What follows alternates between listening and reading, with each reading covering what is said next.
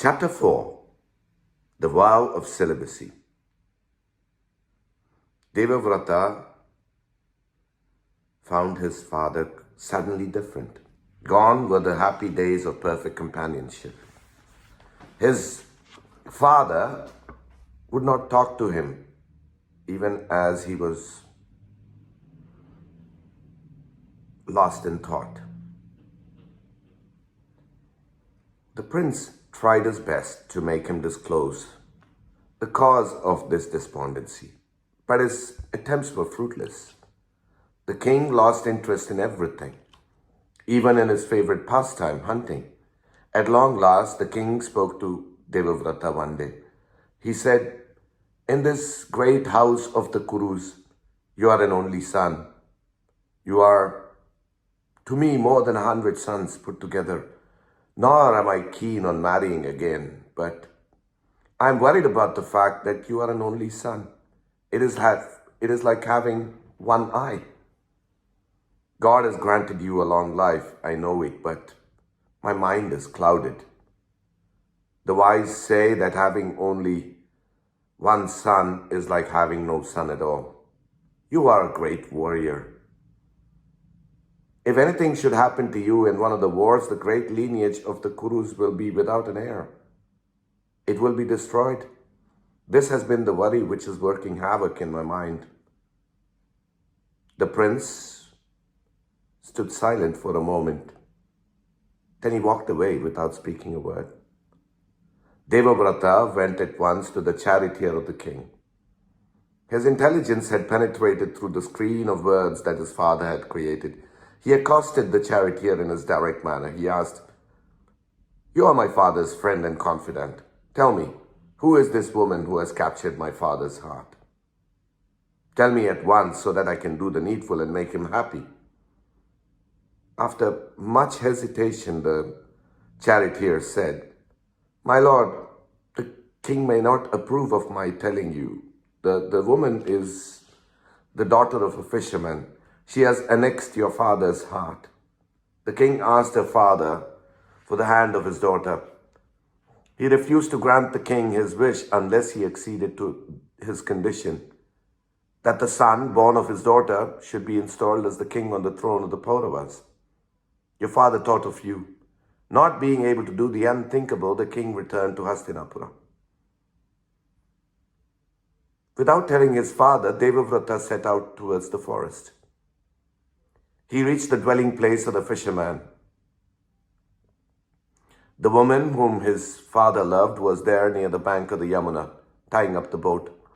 She looked at him and for a moment thought that it was the king himself.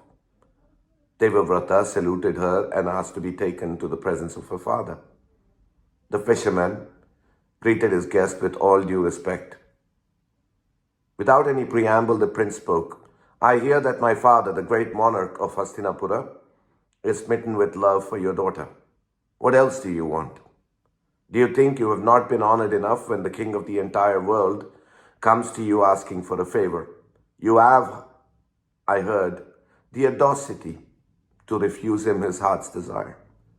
"My lord," said the fisherman, "I wanted a prize. I know very well that a great honor has been conferred on me when your father wanted the hand of my daughter, but it has been predicted that the son of Satyavati will be a monarch. I know all about you. You are the crown prince, the Yuvaraja. The king dotes on you." And so he was silent when I stated to him my condition. He could not grant it to me. This is all that happened. A frown of annoyance passed across the face of Devavrata.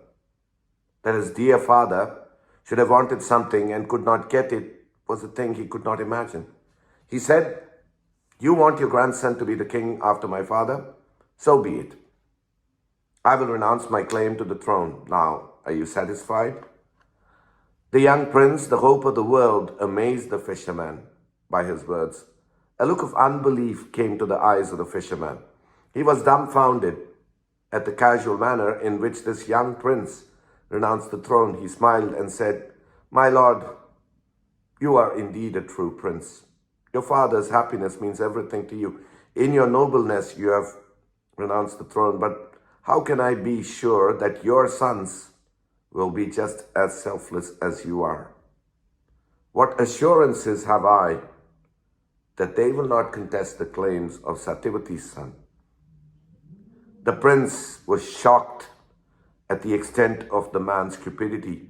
With a smile of contempt, he said, "Not satisfied yet. I will satisfy you. I will not marry. I vow before the denizens of heaven and earth and nether regions, in the name of all that is dear and sacred to me, in the name of my Guru, Bhagavan Bhargava, in the name of my mother, Ganga, in the name of Dharma, that I will never marry as long as I live. Now, are you really satisfied?"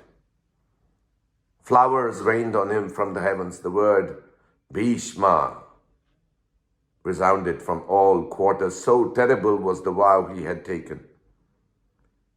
"Here she is," said the fisherman, "your mother."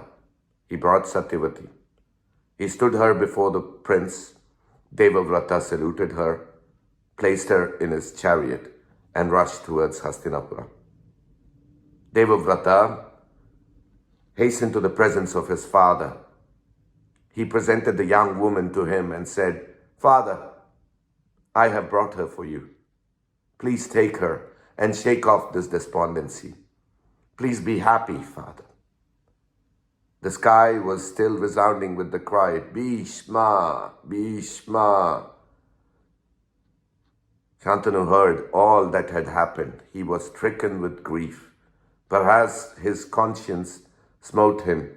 He could not bear to think of his son, so full of manliness, so beautiful, so divine, living a life of permanent self-imposed celibacy. But the web once woven, we cannot unweave. Shantanu had got his heart's desire. In his gratitude and his love for this son of his, he granted a boon to his beloved son. Devavrata could die when it pleased him, and only when it pleased him. Death itself had to wait on him.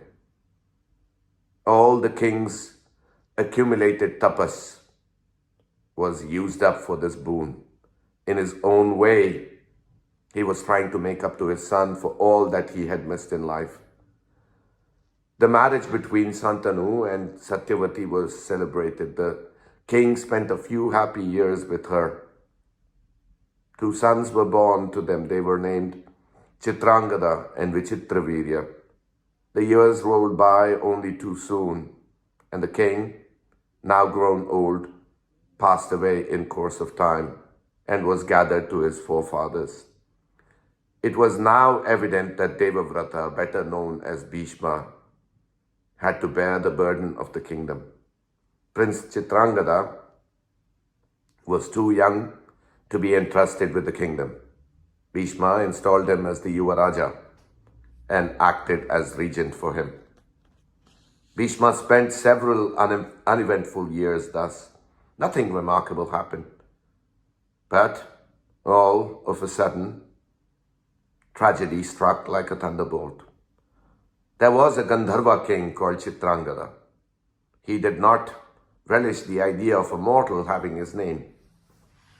He challenged the human Chitrangada to fight with him and prove himself to be worthy of his name. On the field of Kurukshetra, there was fought a battle between the 2 Chitrangadas, Shantanu's son and the Gandharva. Shantanu's son was vanquished and killed. Bhishma was stricken with grief. He performed the coronation of the younger son of Satyavati, Vichitravirya. Again, the regency fell on the shoulders of Bhishma.